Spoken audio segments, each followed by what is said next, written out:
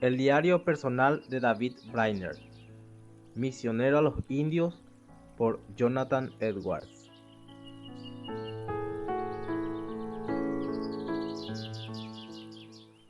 Capítulo 1. Desde su nacimiento al tiempo en que comenzó a estudiar para el ministerio. Años 1718 al 1742.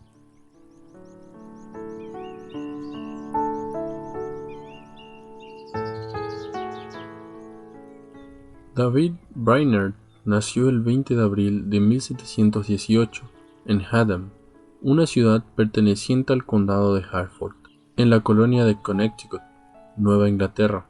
Su padre, que murió cuando él tenía unos 9 años de edad, fue el honorable Ezequías Brainerd, uno de los consejeros de Su Majestad para esa colonia, hijo de Daniel Brainerd, juez de paz y diácono de la iglesia de Haddam. Su madre era la señora Dorothy Hobart, hija del reverendo Jeremiah Hobart, que predicó un tiempo en Topsfield y luego se trasladó a Hempstead, en Long Island, y luego se instaló en el ministerio de Haddam, donde murió a la edad de 85 años. Él fue el tercer hijo varón de sus padres, que tuvieron 5 hijos y 4 hijas. El hijo mayor, Ezequías, fue un respetable ciudadano de Haddam. El segundo fue el reverendo Nehemías Brainerd, un digno ministro en East Bury, Connecticut. El cuarto, el señor John Brainerd, que reemplazó a su hermano David como misionero entre los indios. Fue pastor de la misma iglesia de los indios creyentes en Nueva Jersey. Y el quinto fue Israel, que estudió en el Yale College y que falleció poco después de su hermano David. Su madre, después de haber vivido por cerca de 5 años como viuda, murió cuando el personaje central de estas memorias tenía unos 14 años de edad. Así, en su juventud, Brainerd quedó huérfano de padre y madre. A continuación, transcribo el relato que él hizo de su propia persona. Desde muy pequeño fui un tanto sobrio, inclinado a la melancolía, pero no me recuerdo de ninguna convicción de pecado digna de cualquier observación, hasta que yo tenía unos 7 u 8 años de edad. Entonces quedé preocupado con mi alma, aterrorizado ante la idea de la muerte.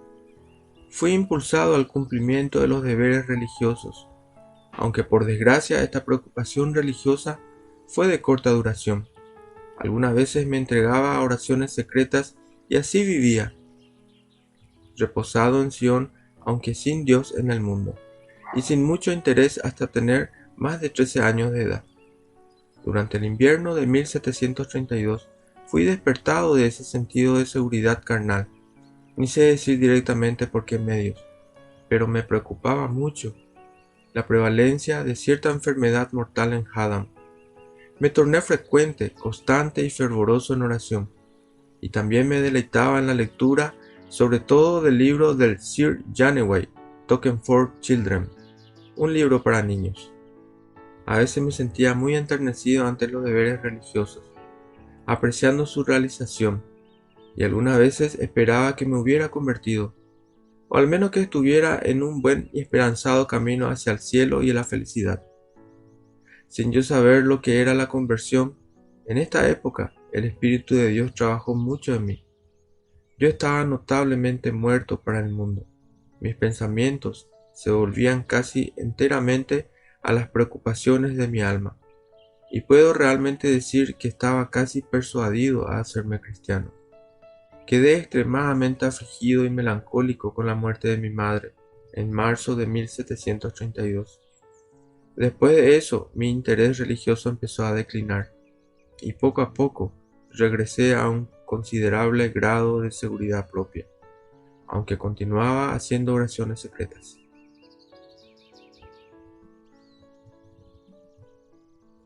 En torno al 15 de abril de 1733, me mudé de la casa de mi padre a East Haddam, donde permanecí por 4 años. Continuaba sin Dios en el mundo. Aunque con cierta frecuencia me entregaba a oraciones secretas, nunca me ha gustado mucho la compañía y las diversiones de la juventud, porque sabía que cuando me ponía en esa compañía, nunca volvía con tan buena conciencia como cuando me iba.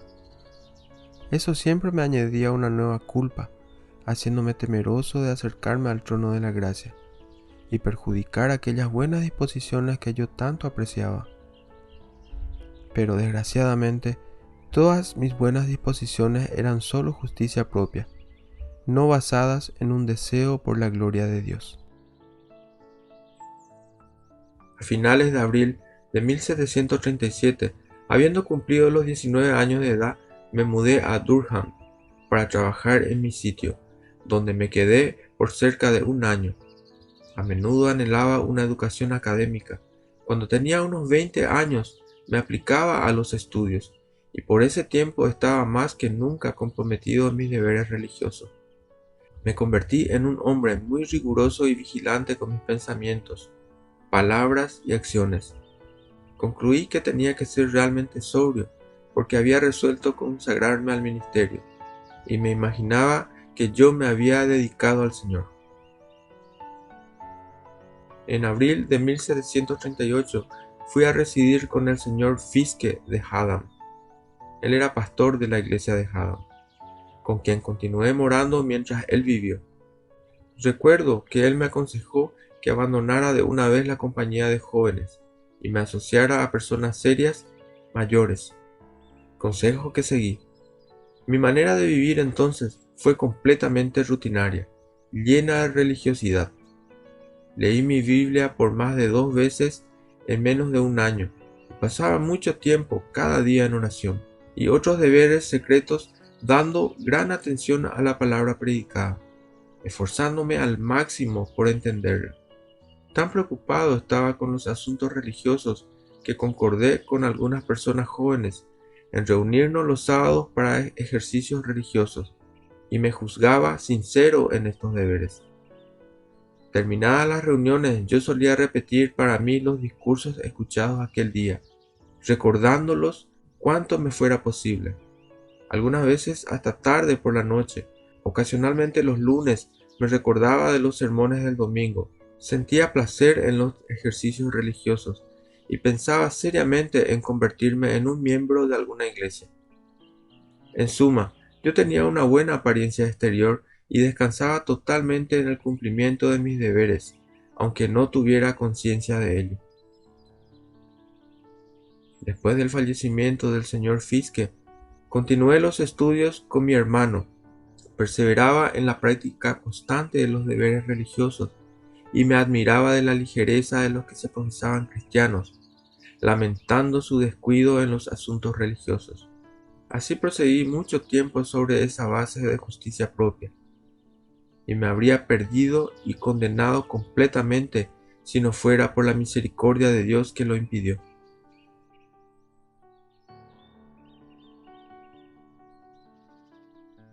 En algún tiempo, al comienzo del invierno de 1738, agradó a Dios un sábado por la mañana cuando yo partía para cumplir mis deberes secretos, darme de repente un tal sentido de peligro de su ira que me quedé admirado, y luego desaparecieron mis cómodas disposiciones anteriores.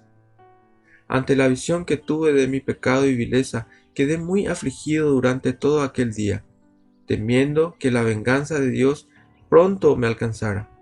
Me sentía muy abatido, manteniéndome solitario. Llegué a envidiar la felicidad de las aves y de los cuadrúpedos, pues no estaban sujetos a aquella miseria eterna, como evidentemente yo veía que estaba sujeto. Y así vivía día a día, a menudo en gran aflicción. A veces parecía que montañas obstruían mis esperanzas de misericordia, y la obra de conversión parecía tan grande que pensé que nunca sería el objeto de ella. Sin embargo, solía orar, clamar a Dios y realizar otros deberes con gran ardor, por lo que esperaba por algunos medios mejorar mi situación. Por cientos de veces renuncié a todas las pretensiones de cualquier valor en mis deberes espirituales, al mismo tiempo que los realizaba, y con frecuencia confesé a Dios que yo no merecía nada por los mejores de ellos, a no ser la condenación eterna. Sin embargo, tenía una esperanza secreta de recomendarme a Dios mediante mis deberes religiosos. Cuando oraba emotivamente, mi corazón en alguna medida parecía enternecerse. Esperaba que por ello Dios tuviera piedad de mí. En esas ocasiones había alguna apariencia de bondad en mis oraciones, y yo parecía estar lamentando por el pecado. En alguna medida me aventuraba en la misericordia de Dios en Cristo. Como yo pensaba, aunque el pensamiento preponderante, el fundamento de mi esperanza era alguna imaginación de bondad en el entramado de mi corazón, en el calor de mis afectos y en la extraordinaria dilatación de mis oraciones. Había momentos en que la puerta me parecía tan estrecha que yo veía como imposible entrar, pero en otras ocasiones me halagaba haciendo que no era tan difícil, y esperaba que por medio de la diligencia y de la vigilancia lo acabaría consiguiendo. Algunas veces, después de mucho tiempo en devociones y en fuerte emoción, creía que había dado un buen paso hacia el cielo, e imaginaba que Dios había sido afectado así como yo, y que Él oiría tales sinceros clamores como yo los llamaba. Y así en varias ocasiones, cuando me retiraba para la oración secreta en gran aflicción, yo volvía confortado, y de esta forma buscaba curarme a mí mismo con mis deberes. En una ocasión, en febrero de 1739, separé un día para ayuno y oración secretos, y pasé aquel día en clamores casi incesantes a Dios, pidiendo misericordia para que Él me abriera los ojos a la maldad del pecado y al camino de la vida, por medio de Jesucristo. En aquel día, Dios se agradó en hacer para mí notables descubrimientos en mi corazón. Sin embargo, continué confiando en la práctica de mis deberes, aunque no tuviera ninguna virtud en sí, no habiendo en ellos ninguna relación con la gloria de Dios, ni tal principio en mi corazón. Sin embargo, agradó a Dios hacer de mis esfuerzos un medio para mostrarme en alguna medida mi debilidad. A veces yo era grandemente alentado e imaginaba que Dios me amaba y se agradaba de mí, y pensaba que pronto estaría completamente reconciliado con Dios. Pero todo esto estaba fundamentado en mera presunción, surgiendo de la ampliación de mis deberes, o del calor de los afectos, o de alguna buena resolución, o cosas similares. Y cuando a veces una gran aflicción empezaba a surgir basada en la visión de mi vileza y la incapacidad de librarme a mí mismo de un Dios soberano, entonces solía posponer el descubrimiento como algo que no podía soportar. Recuerdo que una vez fui tomado por un terrible dolor de aflicción de mi alma. La idea de renunciar a mí mismo, permaneciendo desnudo ante Dios, desnudo de toda bondad, fue tan temible para mí que estuve listo para decir como Félix le dijo a Pablo: por ahora puedes retirarte. Hechos 24:25. Así, aunque diariamente anhelaba una mayor convicción de pecado, suponiendo que tenía que percibir más de mi temible estado para que pudiera remediarlo, cuando los descubrimientos de mi impío corazón fueron hechos, la visión era tan espantosa y se me mostraba tan aterradora, tan cristalina mi exposición a la condenación, que no podía soportarla. Yo constantemente me esforzaba por obtener cualquier calificación que imaginaba que otros obtuvieron antes de recibir a Cristo, para recomendarme a su favor. Pero otras veces sentía el poder de un corazón empedernido y suponía que él mismo tenía que ser ablandado antes de que Cristo me aceptara. Y cuando sentía cualquier enternecimiento de corazón, entonces esperaba que de aquella vez la obra estuviera casi hecha. Y por lo tanto, cuando mi aflicción permanecía, yo solía murmurar contra la manera como Dios lidiaba conmigo, y pensaba que cuando otros sentían sus corazones favorablemente ablandados, Dios les mostraba su misericordia hacia ellos, pero mi aflicción aún permanecía inmóvil. A veces quedaba descuidado y perezoso, sin ninguna gran convicción de pecado, y eso por considerable periodo de tiempo. Pero después de tal periodo, algunas veces las convicciones me asediaban más violentamente. Me acuerdo de una noche en particular cuando caminaba solitariamente que se delineó delante de mí una visión de mi pecado, que temía que el suelo se abriese debajo de mis pies y se tornase mi sepultura, mandando mi alma rápidamente al infierno antes que pudiera llegar a casa. Esto me obligó a meterme en la cama, para que otras personas no vinieran a descubrir mi aflicción de alma, lo que yo temía mucho. No osé dormir, pues pensaba que sería una gran maravilla si yo no amaneciera en el infierno. Aunque mi aflicción a veces era tan grande, sin embargo yo temía mucho la pérdida de convicciones, y así de retroceder a un estado de seguridad carnal, y a mi anterior inestabilidad de la ira inminente. Esto me hacía extremadamente riguroso en mi comportamiento, temiendo obstaculizar la actuación del Espíritu de Dios. Cuando en cualquier momento examinaba mis propias convicciones, juzgándolas considerablemente fuertes, me acostumbré a confiar en ellas.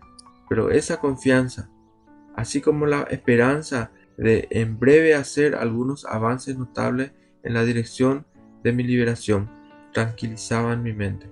Y luego me hacía insensible y remiso. Pero de nuevo, cuando notaba que mis convicciones estaban desapareciendo, juzgando que estaban a punto de abandonarme, inmediatamente me alarmaba y afligía. A veces esperaba dar un largo paso, avanzando mucho hacia la conversión, por medio de alguna oportunidad o medio particular que tenía en vista. Las muchas decepciones, las grandes aflicciones y perplejidades que experimenté me dejaban en una horrenda disposición de conflicto en el Todopoderoso, y con vehemencia y hostilidad anteriores hallaba fallas en sus maneras de tratar con la humanidad. Mi corazón inicuo por muchas veces deseaba algún otro camino de salvación que no fuera por Jesucristo, al igual que un mar tempestuoso. Con mis pensamientos confusos solía planear maneras de escapar de la ira de Dios por algunos otros medios.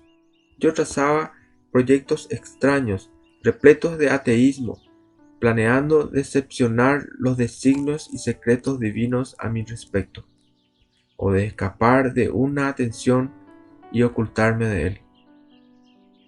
Pero al reflexionar vi que estos proyectos eran vanos y no me servían, y que yo no podía crear nada para mi propio alivio.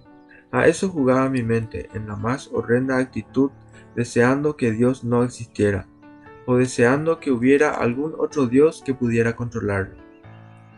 Tales pensamientos y deseos eran las inclinaciones secretas de mi corazón, muchas veces actuando antes de que pudiera darme cuenta de ellas.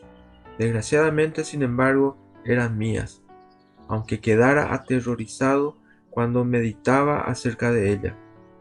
Y cuando reflexionaba me afligía pensar que mi corazón estaba tan lleno de enemistad contra Dios y temblaba temiendo que su venganza de repente cayera sobre mí.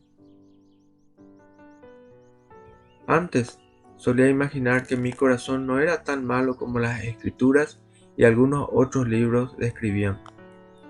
A veces me esforzaba dolorosamente para moldear una buena disposición, una disposición humilde y sumisa, y esperaba que hubiera alguna bondad en mí. Pero de repente la idea de la rigidez de la ley o de la soberanía de Dios irritaba tanto la corrupción de mi corazón, el cual tanto vigilaba y esperaba haber traído a una disposición, que tal corrupción rompía todas las ataduras y explotaba por todos lados, como diluvios de aguas cuando desmoronan una represa.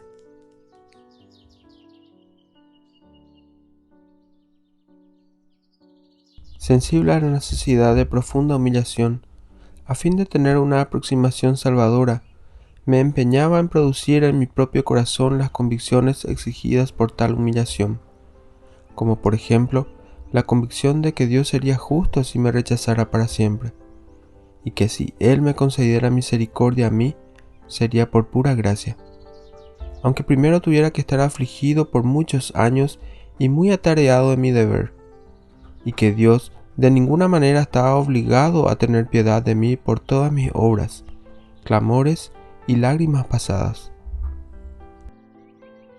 Me esforzaba al máximo para traerme a una firme creencia en esas cosas y a un asentimiento de ellas de todo corazón, y esperaba que ahora yo estuviera libre de mí mismo, verdaderamente humillado y postrado ante la soberanía divina. Estaba inclinado a decir a Dios en mis oraciones que ahora tenía exactamente esas disposiciones de alma que Él requería, sobre la base de las cuales Él había mostrado misericordia hacia otros, y fundado en esto, implorar y abogar misericordia para mí. Pero cuando no encontraba alivio y seguía oprimido por el pecado y los temores de la ira, mi alma entraba en tumulto y mi corazón se rebelaba contra Dios, como si Él me tratara duramente. Entonces mi conciencia se rebelaba, recordándome mi última confesión a Dios de que Él era justo al condenarme, y eso, dándome una buena visión de la maldad de mi corazón, me echaba de nuevo en aflicción. Deseaba haber vigilado más de acerca de mi corazón, impidiéndole rebelarse contra la manera como Dios me estaba tratando. E incluso llegaba a desear no haber pedido misericordia sobre la base de mi humillación, porque de ese modo había perdido toda mi aparente bondad. Así, a menudo inútilmente imaginaba que estaba humillado y preparado para la misericordia salvadora. Y mientras me encontraba en ese estado mental afligido, confuso y en un tumulto, la corrupción de mi corazón se mostraba especialmente irritada con las siguientes cosas. El rigor de la ley divina. Descubrí que me era imposible, a pesar de mis extremos sufrimientos, atender a las exigencias de ella. A menudo tomaba nuevas resoluciones y con la misma frecuencia las rompía. Yo imputaba todo a la falta de cuidado y a la necesidad de ser más vigilante. Solía llamarme a mí mismo tonto por mi negligencia, pero con una fuerte resolución y con mayores esfuerzos y con mucha aplicación al ayuno y a la oración, descubrí que todos mis intentos fallaban. Quedaba contendiendo con la ley de Dios como si fuese irrazonablemente rígida. Pensaba que si ella se extendiera solo a mis actos y a mis comportamientos externos, entonces podría aguantarla. Pero descubrí que ella me condenaba por mis malos pensamientos y por los pecados de mi corazón, los cuales yo no podía impedir. Yo estaba muy reacio a admitir mi total impotencia en esta cuestión. Después de repetidas decepciones, pensaba que antes de perecer, yo podía hacer un esfuerzo aún un poco mayor, sobre todo si estas o aquellas circunstancias acompañaran mis esfuerzos e intentos. Esperaba poder esforzarme más ardientemente que nunca, si la cuestión llegaba a ser extrema, aunque nunca podía encontrar el tiempo para hacer mi máximo esfuerzo, de la manera en que tenía intención de hacerlo. Esta esperanza de circunstancias futuras más favorables y de hacer algo grande de allí en adelante me guardaba de una extrema decepción de verme caído en las manos de Dios, dependiendo exclusivamente de su gracia gratuita e ilimitada. Otro punto que me irritaba era que solamente la fe era la condición de salvación, que Dios no rebajaría jamás sus condiciones y que Él no prometía vida y salvación basado en mis oraciones y esfuerzos sinceros hechos de todo corazón. Aquella declaración de Marcos 16:16, mas el que no creyere será condenado, aniquilaba todas mis esperanzas allí mismo, y encontré que la fe era un don de Dios, que yo no podría conseguirla por mí mismo, y que no podría obligar a Dios a otorgármela a cambio de cualquiera de mis realizaciones. Efesios 2, 1 al 8. Yo estaba listo para decir: dura es esta palabra, ¿quién la puede oír? Juan 6:60. No podía soportar que todo lo que yo había hecho permanecía como nada, porque había sido muy escrupuloso en mis deberes de forma bien consciente. Había sido muy religioso durante tanto tiempo, y como yo pensaba, hacía mucho más que muchos otros que ya habían obtenido misericordia. Otra cosa era que no podía descubrir lo que era la fe, lo que era creer en Cristo y venir a Él. Leía las invitaciones de Cristo a los cansados y trabajados, pero no conseguía descubrir ningún camino al que Él los dirigía a venir. Pensaba que vendría alegremente a Cristo, si supiera cómo, pues pensaba que la vereda del deber nunca había sido tan difícil. Leí el libro de Stoddard, Guía a Cristo, que, como pienso, fue el feliz instrumento en las manos de Dios para mi conversión. Pero mi corazón se levantó contra el autor, porque aunque él me hablaba directamente al corazón, todo el tiempo bajo convicción, pareciendo ser muy beneficioso en sus orientaciones, sin embargo, para mí faltaba en una particularidad. Él no me decía nada que yo pudiera hacer que me llevaría a Cristo. Pero me dejó como estaba, con un inmenso abismo entre Cristo y yo, sin ninguna orientación sobre cómo trasponer ese abismo, pues aún no había sido enseñado eficaz y experimentalmente que no puede haber ningún camino prescrito a un hombre natural por el cual él pueda, por sus propias fuerzas, obtener aquello que es sobrenatural, y que ni siquiera el más elevado de los ángeles pueda dar. Esto me daba una terrible visión de mí mismo, y yo temía más que nunca verme en las manos de Dios, y cada vez más me sentía opuesto a sostenerme a una soberanía, porque pensaba que Él había decretado mi condenación. En todo este tiempo el Espíritu de Dios operaba poderosamente en mí, y yo estaba interiormente presionado a desistir de toda autoconfianza, de toda esperanza de ayudarme a mí mismo por cualquier medio a mi alcance. La convicción sobre mi estado de perdición era algunas veces tan clara y manifiesta ante mis ojos que era como si me hubiera dicho con todas las letras: está hecho, está hecho. Es para siempre imposible librarte a ti mismo. Por 3 o 4 días mi alma estuvo grandemente abatida. Ocasionalmente, por algunos momentos, me parecía que estaba perdido y condenado, pero entonces retrocedía inmediatamente de la idea porque no me atrevía a aventurarme en las manos de Dios, como alguien totalmente indefenso. No me atrevía a afrontar esa importante verdad acerca de mí mismo, que estaba muerto en mis delitos y pecados. Fue de la visión de esta verdad sobre mí mismo, de mi estado como una criatura caída y alienada de Dios, sin poder reivindicar la misericordia divina, sino a su absoluta disposición, que mi alma se escapaba y se estremecía al pensar en contemplar tal situación. Así, el que practica el mal, como hacen continuamente todos los hombres irregulares, odia la luz de la verdad, no busca venir a ella porque la luz reprueba sus actos y revela sus justos merecimientos. Juan 3:20.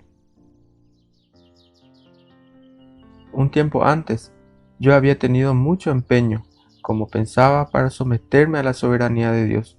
Sin embargo, entendí mal y no imaginaba que el ver y ser experimentalmente sensible a esta verdad, a la cual ahora mi alma temía y temblaba, era exactamente la actitud del alma que yo había deseado. Siempre había esperado que cuando yo alcanzaba esa humillación que suponía que era necesario para preceder a la fe, no sería justo que Dios me rechazara. Pero ahora yo veía que reconocerme espiritualmente muerto y destituido de toda bondad estaba muy lejos de cualquier bondad que hubiera en mí, y que por el contrario mi boca sería para siempre cerrada por mi verdadera condición, porque me parecía asombroso verme a mí mismo y a mí relación con Dios, yo como un pecador y criminal, Él como el gran juez y soberano, como sería para una pobre y trémula criatura arriesgarse a descender por algún profundo precipicio. Así pues, aplazaba el entregarme en las manos de Dios y buscaba mejores circunstancias para hacerlo, tales como si yo leyese uno o dos pasajes bíblicos, u orase primero, o hiciera algo de esa naturaleza, o después de aplazar mi sumisión a Dios con una objeción diciendo que no sabía cómo someterme a Él.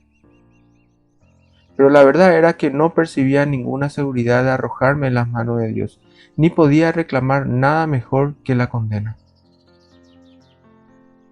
Después de un tiempo considerable, pasado en ejercicios y aflicciones similares, una mañana mientras caminaba en un lugar solitario, de repente vi que todas mis artimañas y proyectos para realizar o buscar liberación y salvación por mí mismo eran cosas enteramente inútiles, y fui traído a una posición en la que me hallaba totalmente perdido. Muchas veces antes había pensado que las dificultades en mi camino eran muy grandes, pero ahora percibía bajo otra muy distinta luz que para siempre me sería imposible hacer cualquier cosa que me ayudara o librase. Entonces pensé en acusarme a mí mismo, en el sentido de que no había hecho más, no haberme comprometido más mientras tuve oportunidad, pues ahora me parecía como si la oportunidad de hacer algo hubiera terminado e ido para siempre. Pero de pronto percibí que haber hecho más de lo que yo ya había hecho en nada me habría ayudado, porque había hecho todas las súplicas que jamás podría haber hecho por toda la eternidad, y todas fueron vanas. El tumulto que antes había estado en mi mente ahora se había calmado, y yo estaba algo aliviado de esa angustia que sentía cuando luchaba contra la visión de mí mismo. Yo tenía la mayor certeza de que por más que yo hiciera, mi estado de alma seguiría miserable para siempre, y me sorprendió que nunca hubiera sido sensible a eso antes. Mientras permanecí en ese estado, mis nociones sobre mis deberes eran muy diferentes de lo que había imaginado en tiempos pasados. Antes, cuanto más cumplía mis deberes, más difícil creía que sería para Dios rechazarme, aunque al mismo tiempo confesara y pensara el no haber ninguna bondad o mérito en mis deberes. Ahora, sin embargo, cuando más oraba o hacía cualquier deber, más bien sentía que estaba endeudado con Dios, por permitirme pedir por misericordia, porque observaba que el egocentrismo me había llevado a orar, y que nunca había orado una vez, ni siquiera motivado por cualquier respeto hacia la gloria de Dios. Ahora percibía que no había ninguna conexión necesaria entre mis oraciones y la concesión de la misericordia divina, que no ponían sobre Dios la mínima obligación de conferirme su gracia, y que no había más virtud o bondad en ellas que en intentar remar con las manos. Esa era la comparación que en ese momento tenía en mi mente. Y eso porque no se hacían motivadas por cualquier amor o consideración hacia Dios. Me di cuenta de que venía acumulando mis devociones ante Dios, ayunando, orando, etc., fingiendo o algunas veces realmente pensando que apuntaba hacia la gloria de Dios, cuando de hecho yo no la buscaba, sino solo mi propia felicidad. Vi que como nunca había hecho nada por Dios, no tenía reivindicación alguna en cualquier cosa de Él, sino la perdición por cuenta de mi hipocresía y escarnio. Oh, cuán diferentes me parecían ahora mis deberes de lo que solían parecer. Mas cuando vi claramente que nada consideraba a no ser mis propios intereses, entonces mis deberes me parecieron un vil escarnio de Dios, una autoadoración y un camino revestido de mentiras. He notado que algo peor que meras distracciones había acompañado mis deberes, porque todo no pasaba de autoadoración y un horrendo abuso de Dios.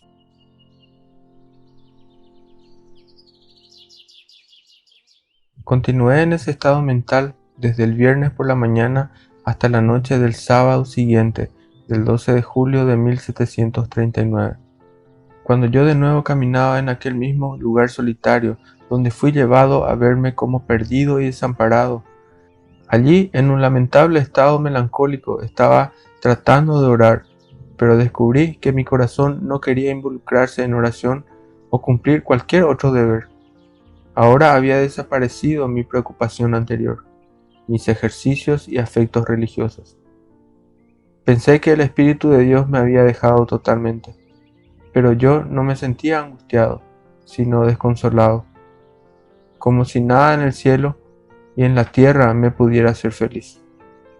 Estando en ese estado, me esforcé a orar por casi media hora, aunque como pensé, eso era muy estúpido o insensato. Entonces, cuando caminaba en un bosque espeso y oscuro, una gloria indecible pareció abrirse a los ojos y a la comprensión de mi alma. No estoy hablando de ningún esplendor externo, porque no he visto tal cosa, ni ninguna imaginación de un cuerpo de luz o cualquier cosa de esa naturaleza. Pero era una nueva percepción interior o visión que yo tenía de Dios, tal como nunca tuve antes. Me quedé quieto y admirado. Sabía que nunca antes había visto algo comparable a ello por excelencia y belleza. Era muy diferente de todas las concepciones que alguna vez tuve de Dios o de las cosas divinas. No recibí comprensión particular de cualquiera de las personas de la Trinidad, tanto del Padre, el Hijo o el Espíritu Santo, pero me parecía estar contemplando la gloria divina. Mi alma se regocijó con una alegría indecible por contemplar tal Dios, un tal divino y glorioso ser, e interiormente me sentía deleitado y satisfecho por el hecho de que Él sería Dios sobre todo y para todo. Siempre mi alma estaba tan cautivada y deleitada con la excelencia y la amabilidad de la grandeza y otras perfecciones de Dios, y estaba tan absorto de Él que yo no pensaba, como recuerdo, acerca de mi propia salvación, que al principio me asusté que hubiese una criatura como yo. Fue así como Dios me trajo a una disposición de todo corazón de exaltarlo, de entronizarlo y de suprema y finalmente apuntar a su honor y gloria como Rey del universo. Continué en ese estado de alegría, paz y admiración hasta casi oscurecerse, sin ningún sensible abatimiento. Entonces empecé a pensar y a examinar lo que yo había percibido. Me sentí dulcemente sereno toda la noche siguiente. Me sentía en un mundo nuevo y todo a mi alrededor parecía como un aspecto diferente de lo que había parecido antes. Fue en ese tiempo que se abrió para mí el camino de la salvación, con tal sabiduría, conveniencia y excelencia infinita, que llegué a admirarme de haber pensado de cualquier otra manera acerca de la salvación, y me sorprendió que no hubiera desistido más temprano de mis propias astucias, y hubiese accedido antes a ese bendito y excelente camino. Si yo hubiera podido ser salvo a través de mis propios deberes o por cualquier otro medio que hubiera inventado antes, ahora toda mi alma habría rechazado tales medios. Me preguntaba por qué el mundo entero no percibía ni accedía al verdadero camino de la salvación, totalmente basado en los méritos de Cristo. La dulce satisfacción de lo que yo sentí prosiguió como durante varios días, casi constantemente en mayor o menor intensidad. No podía sino regocijarme dulcemente en Dios cuando me acostaba o me levantaba. El domingo siguiente sentí algo del mismo tipo, aunque no tan poderoso como antes. Pero no mucho después fui nuevamente envuelto por tinieblas y gran agonía. Sin embargo, no en la misma desesperación que sentía cuando estaba bajo convicción. Yo era culpable. Estaba temeroso y avergonzado de venir delante de Dios. Fui excesivamente presionado con un sentimiento de culpa, pero no pasó mucho tiempo antes de sentir, confío, el verdadero arrepentimiento y gozo en Dios.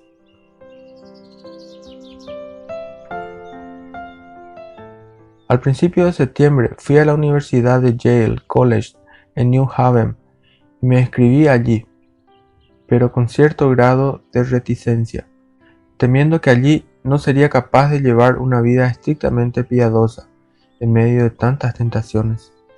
Después de esto, antes de que comenzaran las clases, agradó a Dios visitarme con más claras manifestaciones de sí mismo y de su gracia. Estaba pasando algún tiempo en oración y autoexamen cuando el Señor, por su gracia, resplandeció de tal manera en mi corazón que disfruté de la plena certeza de su favor. Mi alma fue indeciblemente refrigerada por los divinos y celestiales placeres.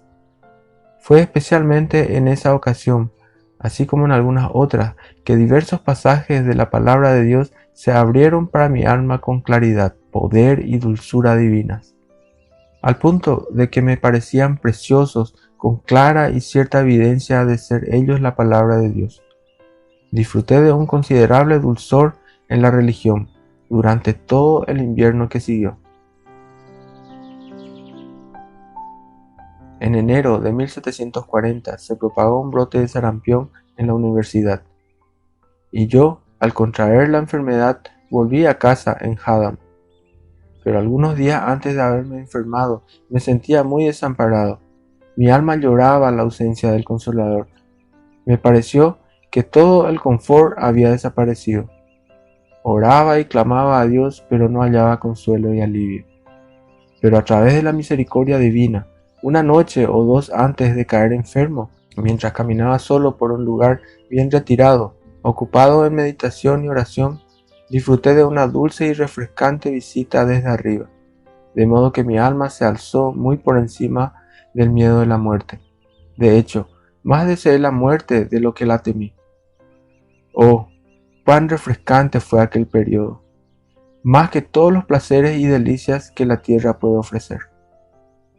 1 o 2 días después de haber sido tomado por el sarampión, estuve muy enfermo, de modo que casi desesperé de la vida. Pero no tuve temores angustiosos de la muerte. Por medio de la bondad divina me recuperé. Sin embargo, debido a los duros estudios y al estar expuesto a interrupciones como alumno del primer año del curso, tenía poco tiempo para mis deberes espirituales, y mi alma con frecuencia lloraba por falta de más tiempo y oportunidad para estar a solas con Dios. En la primavera y en el verano siguiente tuve mejores oportunidades de descanso y gozo, y más consuelo en la religión, aunque mi ambición en mis estudios perjudicaba bastante el vigor y las actividades de mi vida espiritual. Sin embargo, usualmente ocurría conmigo que en la multitud de mis pensamientos íntimos, la confrontación de Dios deleitaba principalmente mi alma. Estas eran mis mayores consolaciones día a día.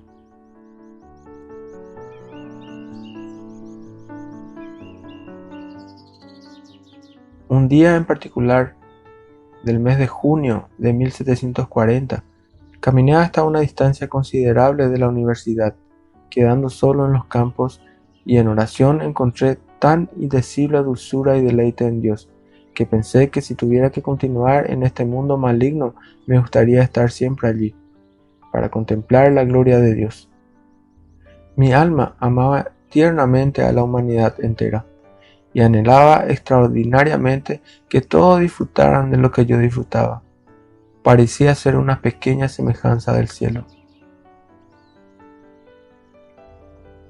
En agosto me quedé con la salud tan desordenada por la mucha aplicación a los estudios, que fui aconsejado por mi profesor de volver a casa desconectando mi mente de los estudios tanto como pudiera, pues me había vuelto tan débil que empecé a escupir sangre.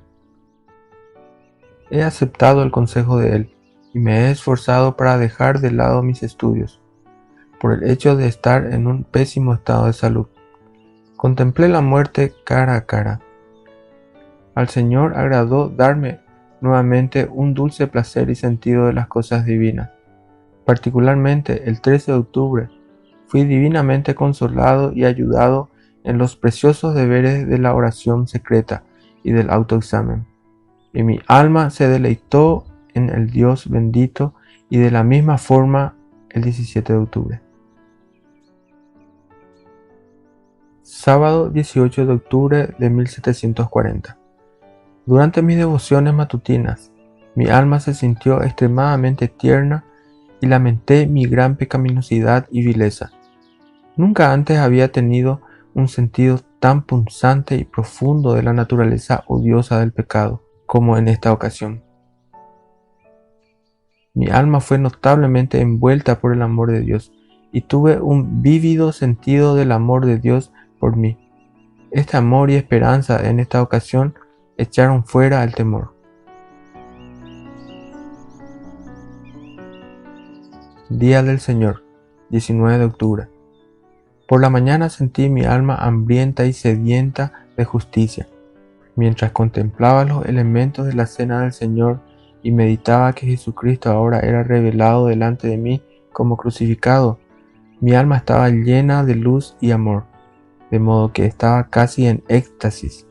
Mi cuerpo estaba tan débil que apenas podía estar de pie, y al mismo tiempo sentí una extrema ternura y el más ardiente amor para con toda la humanidad, de manera que mi alma y todas mis energías, por así decir, parecían derretirse en la ternura y dulzura. Este amor y gozo echaban fuera el miedo, y mi alma anhelaba la perfecta gracia y gloria. Martes 21 de octubre. He tenido una experiencia de la bondad de Dios en el derramar de su amor en mi corazón, dándome deleite y consuelo en mis deberes religiosos. Y durante todo el resto de la semana mi alma parecía atareada en las cosas divinas. Ahora ansiaba tanto por Dios y por ser librado del pecado, que cuando sentía que me estaba recuperando y pensé que debía volver a la universidad, la cual se había mostrado tan perjudicial en mis intereses espirituales el año anterior, no pude sino preocuparme y preferiría morir, pues me afligía pensar en alejarme de Dios. Pero antes de volver, disfruté de varias otras ocasiones dulces y preciosas de comunión con Dios, particularmente el 30 de octubre y el 4 de noviembre, en las que mi alma gozó de indecible consuelo. Volví a la universidad en torno al 6 de noviembre y por la bondad de Dios sentí el poder de la religión casi a diario por el espacio de 6 semanas. 28 de noviembre. En mi devoción nocturna disfruté preciosos descubrimientos sobre Dios y fui indudablemente confortado por el pasaje de Hebreos 12, 22 al 24. Mi alma deseaba alzar vuelo hasta el paraíso de Dios. Anhelaba ser conformado a Dios en todas las cosas. Un día o dos después de mucho me alegré con la luz del rostro de Dios la mayor parte de aquel día, y mi alma descansó en Dios. Martes 9 de diciembre. Me sentí en un confortable estado de ánimo la mayor parte del día, pero sobre todo durante mis devocionales vespertinas, cuando Dios agradó asistirme y fortalecerme maravillosamente, de tal modo que pensé que nada jamás me apartaría del amor de Dios, en Cristo Jesús mi Señor. Oh, una hora con Dios excede infinitamente a todos los placeres y deleites de este mundo terrenal. Al acercarse a la parte final de enero de 1741, me quedé más frío y embotado en la religión a causa de mi vieja tentación, la ambición de mis estudios. Pero debido a la bondad divina, un gran y generalizado despertar, un avivamiento, se extendió por toda la universidad hacia finales de febrero, por el cual fui vivificado y más abundantemente dedicado a la religión.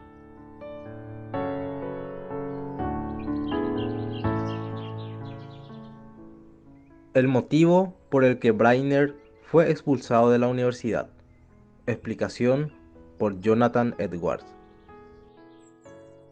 Este avivamiento de que aquí hablamos fue el comienzo de esa extraordinaria comisión religiosa a través de la tierra, que es fresca en la memoria de todos. Este despertar fue durante un tiempo muy grande y general en New Haven, y la universidad tuvo no poca participación en él. La sociedad fue reformada en gran medida, los estudiantes en general se volvieron serios, y muchos de ellos notablemente comprometidos en las preocupaciones de su salvación eterna. No podía ser de otra manera que aquel cuyo corazón había sido tan atraído por Dios debía ser ampliado, animado y comprometido a la vista de tal alteración hecha en el colegio. La ciudad y la tierra y la aparición de tan grande de hombres reformando sus vidas y volviéndose de su profanidad e inmoralidad a la seriedad y preocupación por su salvación, y por la religión que revivía y prosperaba casi en todas partes. Pero un celo intemperante pronto se mezcló con ese renacimiento de la religión, y el señor Brainerd tuvo la infelicidad de tener un tinte de lo mismo, una instancia que, por necesidad, debe ser relacionado con sus circunstancias. Durante 13 meses, a partir de ese tiempo, Brainerd mantuvo un diario constante, con un relato minucioso de lo que sucedió día tras día, con 2 volúmenes de manuscritos, pero cuando yacía en su lecho de muerte, dio órdenes, que yo desconocía hasta después de su muerte, para que esos 2 volúmenes fueran destruidos, insertando una nota al comienzo de los manuscritos siguientes, diciendo que un ejemplar de su manera de vivir durante todo ese periodo se hallaría en las primeras 30 páginas siguientes, terminando el 15 de junio de 1742, con la excepción de que ahora sería más refinado de algunas imprudencias y fervor intolerables que antes. Una circunstancia en la vida de Brainerd que mucho ofendió a los directores de la universidad y ocasionó su expulsión es necesaria que sea narrada aquí. Durante el despertar en la universidad hubo varios estudiantes religiosos que se asociaron para el diálogo y asistencia mutua en cuestiones espirituales. Los participantes solían abrir el corazón libremente el uno al otro, como amigos especiales e íntimos, y Brainerd formaba parte de este grupo. Sucedió una vez que él y 2 o 3 de esos amigos íntimos estaban juntos en el salón, y después de que el señor Withersley, uno de los profesores, había orado en presencia de los alumnos, y ninguna otra persona permanecía ahora en el salón, excepto Brainerd y sus compañeros, el señor Withersley había sido inusualmente patético en su oración. Uno de los amigos de Brainerd le preguntó qué pensaba del señor Withersley. Brainerd respondió: «Él no tiene más gracia que esta silla».